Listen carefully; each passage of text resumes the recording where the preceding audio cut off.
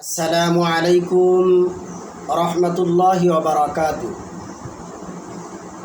আমি যে বিষয়টি নিয়ে আপনাদের সামনে হাজির হয়েছি সেটি হলো কিভাবে কুরআনুল কারীম সহি শুদ্ধ করে শিক্ষা অর্জন করা যায় সেই সম্পর্কে আলোচনা করব। রাসূল আকরাম সাল্লাল্লাহু আলাইহি ওয়াসাল্লাম হাদিসে পাকের মধ্যে ইরশাদ করেছেন, খায়রুকুম মান তাআল্লামাল কুরআনা ওয়া আল্লামা। তোমাদের মধ্যে সর্বোত্তম ওই ব্যক্তি যে কুরআনুল কারীম শিক্ষা করে এবং অপরকে শিক্ষা দেয়।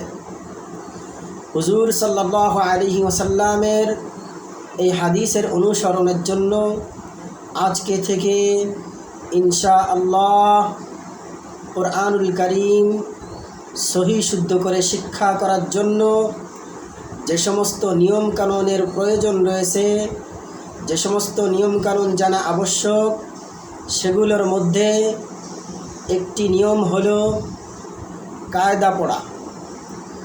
তো সেই কায়দা নিয়ে আলোচনা হবে। কায়দাটির নাম হলো নাদিয়াতুল কোরআন। আমরা যদি এই নাদিয়াতুল কোরআনকে ধারাবাহিকভাবে খতম করতে পারি তাহলে আশা করা যায় আমরা সহিভাবে কোরআনুল কারীম শিখতে পারব এবং দুনিয়া ও আখিরাতের কামিয়াবি ও কল্যাণ হাসিল করতে পারব। আল্লাহ রাব্বুল আলামিন আমাদেরকে সহিভাবে কোরআন পড়ার তৌফিক দান করেন। তো আসুন আমরা আজকে শুরু করব নাদিয়াতুল কোরআন। এই নাদিয়াতুল কোরআনকে একটি ফুল কোর্স আকারে আপনাদেরকে উপহার দেওয়ার চেষ্টা করব। প্রত্যেকটি ভাষার সম্পর্কে জানতে হলে, অভিজ্ঞতা অর্জন করতে হলে সর্বপ্রথম ওই ভাষার হরফগুলি, ওই ভাষার অক্ষরগুলি আমাদেরকে জানতে হবে। সুতরাং কেউ যদি আরবি ভাষা শিখতে চায়, কুরআনুল কারীম শিখতে চায়, যেহেতু কুরআনুল কারীম আরবিতে, সেহেতু আমাদেরকে আরবি হরফগুলোর সাথে আগে পরিচিত লাভ করতে হবে। তো আসুন আমরা আরবি হরফগুলো জেনে নিই। বিসমিল্লাহির রহমানির রহিম। আলিফ, বা, তা, সা, জিম, হা, খ, দাল, যাল, রা, জা, সিন, শিন, صاد ضاد طا ظا عين غين فا قاف কাফ, লাম, মিম, নুন, ওয়াও, হা, হামজা, ইয়ায়ে মারুফ, ইয়ায়ে মাজহুল।